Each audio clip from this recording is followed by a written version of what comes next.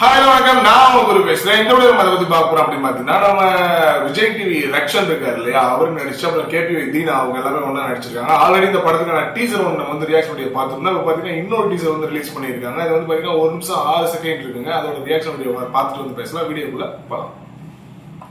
மறக்குமா நெஞ்சம் ஆன்வல்டேல பிரியதர்ஷினி கிட்ட லவ் சொல்லாம யோசிக்கிறான். ஏனாச்சு உனக்கு 10 வருஷத்துக்கு முன்னாடி சொல்லிருக்கணும். ரொம்ப விஷுவல்ஸ் தான் 90s கிட்ஸ்ல அந்த மிட்டாய் எல்லாத்தையுமே சொல்றாங்க.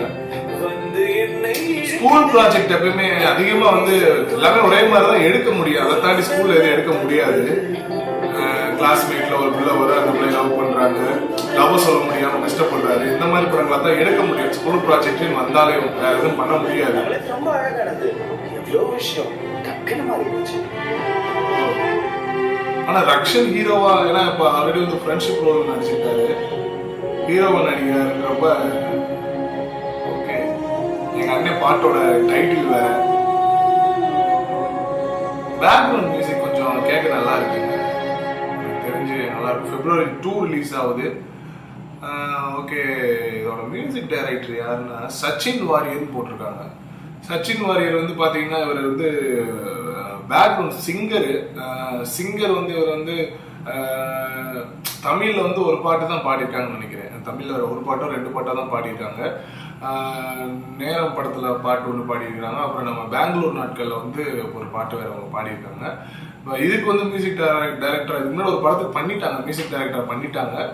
இப்போ செகண்டா இந்த ஒரு படத்துக்கு வந்து கம்போசரா வந்து டெபியூட் ஆகிறாரு போல.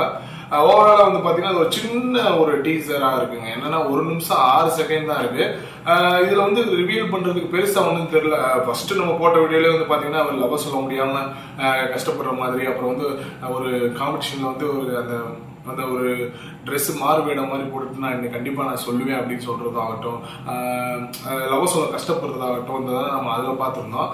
இதில் வந்து பார்த்தீங்கன்னா கொஞ்சம் 90s கிட்ஸ் அதை வந்து அந்த மிட்டாயெல்லாம் கொஞ்சம் ரிவீல் பண்ணியிருந்தாங்க. அப்புறம் வந்து பார்த்தீங்கன்னா லவ் சொல்லி ஆகணும், இன்னைக்காவது பிரியதர்ஷினி ஏதோ ஒரு பேர் சொன்னார், அந்த அவங்ககிட்ட வந்து நம்ம வந்து சொல்லி ஆகணும் அப்படின்ற மாதிரி சொல்லியிருந்தாரு. அதான் நான் சொன்னது என்னன்னா, ஸ்கூல் ப்ராஜெக்ட்ல வந்து இதை தவிர்த்து நம்ம தாண்டி எதுவும் எடுக்க முடியாது. அதை வந்து ஸ்கூல் பிள்ளைகளுக்கு வந்து கொஞ்சம் அதிகபட்ச ஒரு விஷயத்தை காட்டுற மாதிரி இருக்கும். ஸ்கூல்ல என்ன நடக்குது, ஒரு யூத் ஒரு யங்ஸ்டர் ஸ்கூல்ல ஒரு காதல்ல அவங்க காதல் சொல்ல முடியாம என்ன பண்றாங்க அப்படின்றத மட்டும்தான் படமா எடுக்க முடியும் இந்த ஸ்கூல் ப்ராஜெக்ட்ல. ஆனா அதுல என்ன ஒரு டிஃப்ரெண்ட், இன்னும் ஒரு என்ன ஆட் பண்ணிருக்காங்க அப்படின்றத நம்ம படத்தை போய் பார்த்தா தான் தெரியும். February 2 வந்து ரிலீஸ் ஆகுதுங்க. கண்டிப்பா இந்த படத்துக்குமே நம்ம வந்து தேனியில படம் ரிலீஸ் ஆச்சுன்னா ஒரு பப்ளிக் ரிவ்யூ எடுத்து போடத்தான் போறோம்.